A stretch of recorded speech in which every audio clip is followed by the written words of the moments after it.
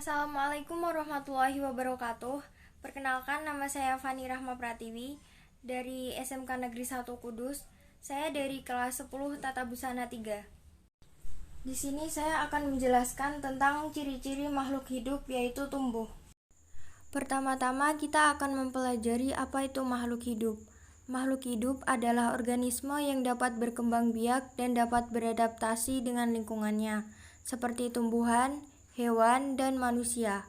Semua makhluk hidup memiliki ciri khas yang membedakannya dengan benda mati.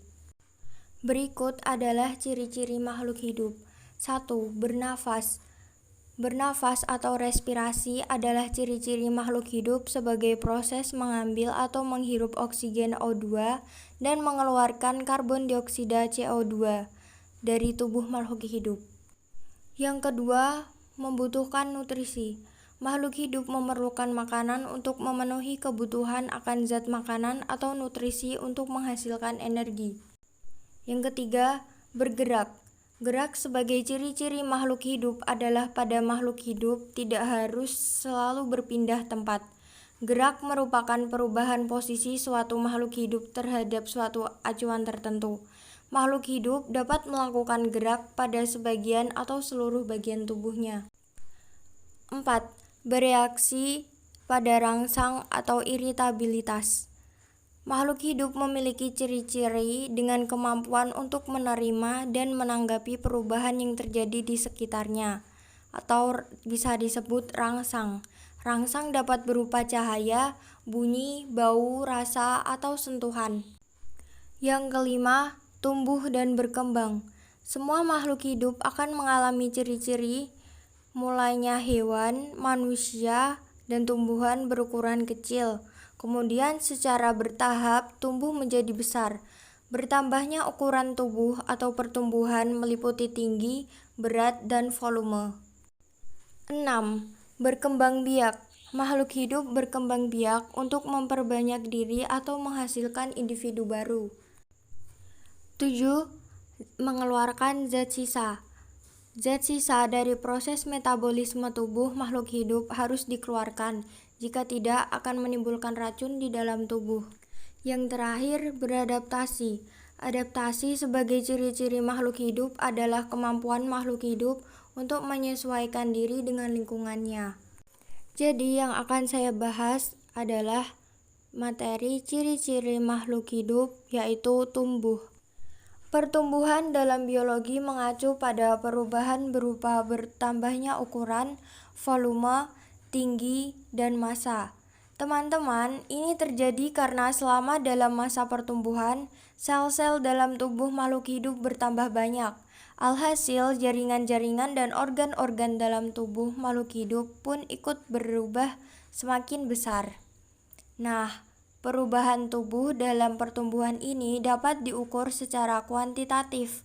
Kita bisa mengukur tinggi dan berat badan kita menggunakan meteran dan timbangan badan. Pertumbuhan memiliki ciri yang sangat khas, yaitu bersifat irreversible, alias tidak dapat kembali seperti semula. Makanya tinggi badan kamu yang sekarang tidak bisa berubah lagi jadi seperti asal kamu masih kecil dulu.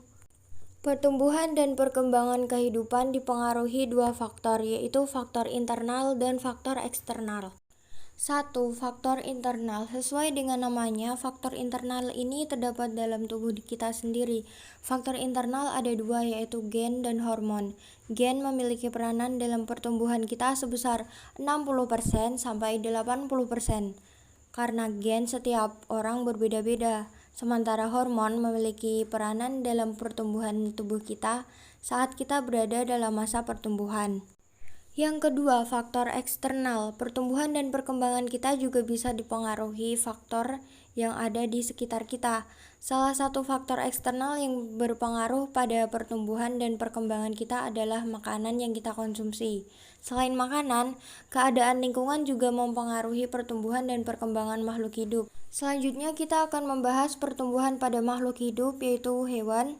Pertumbuhan pada hewan ditandai dari bertambahnya ukuran seperti tinggi, berat, panjang, serta bentuk tubuh yang sifatnya tetap dan irreversible atau tidak dapat balik ke kondisi semula.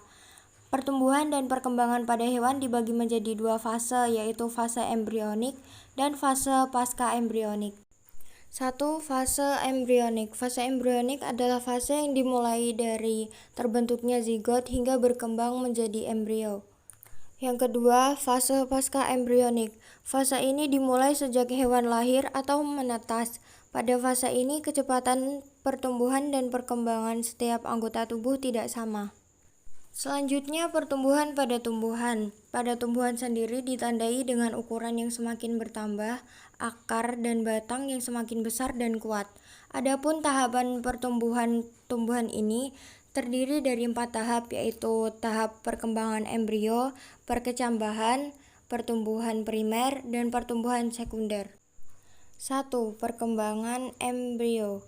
Pertumbuhan dan perkembangan pada tumbuhan diawali dengan tahap fertilisasi atau pembuahan. Serbuk sari di kepala putik melalui pembuahan ganda.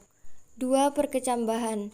Jika keadaan lingkungan mendukung dan biji tidak mengalami domansi, maka biji akan memulai perkecambahan. 3. Pertumbuhan primer. Pertumbuhan primer merupakan pertumbuhan yang terjadi karena aktivitas sel-sel meristem primer yang banyak terdapat pada ujung akar dan ujung batang atau tunas. Aktivitas meristem ini menyebabkan akar dan batang bertambah panjang. 4. Pertumbuhan sekunder. Pertumbuhan yang memungkinkan terjadinya pembesaran diameter batang dan akar disebut pertumbuhan sekunder. Pertumbuhan sekunder terjadi pada tumbuhnya dikotil dan gimnospermae, di mana pertumbuhan ini terjadi karena aktivitas meristem laternal, yaitu cambium vasculer dan cambium gabus atau velogen. Selanjutnya, pertumbuhan pada manusia. Pertumbuhan manusia ditandai ketika manusia memiliki ukuran, berat, dan tinggi badan yang bertambah. Sedangkan perkembangan manusia ditandai dengan perubahan menuju kedewasaan seperti berubahnya emosi, kematangan fisik, cara berbicara, dan kemampuan berpikir kritis. Berikut adalah fase-fase pertumbuhan manusia. 1. Embrionik. Fase embrionik adalah pertumbuhan atau perkembangan embrio pada saat kehamilan hingga melahirkan. Kedua, pasca embrionik atau bayi.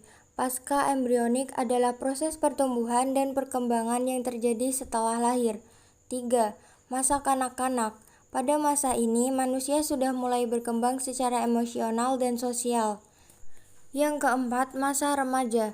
Pada masa remaja, manusia sudah mengalami perkembangan organ-organ, reproduksi, dan mengalami pubertas. 5. Masa dewasa. Masa dewasa ditandai dengan berhentinya pertumbuhan fisik pada manusia. 6. Masa tua atau manula. Jika pada masa dewasa pertumbuhan berhenti, pada masa tua organ-organ tubuh mengalami penurunan fisiologis. Hal-hal yang bisa dilakukan saat usia muda sudah tidak bisa dilakukan pada masa ini. Sekian penjelasan ciri-ciri makhluk hidup dari saya. Wassalamualaikum warahmatullahi wabarakatuh.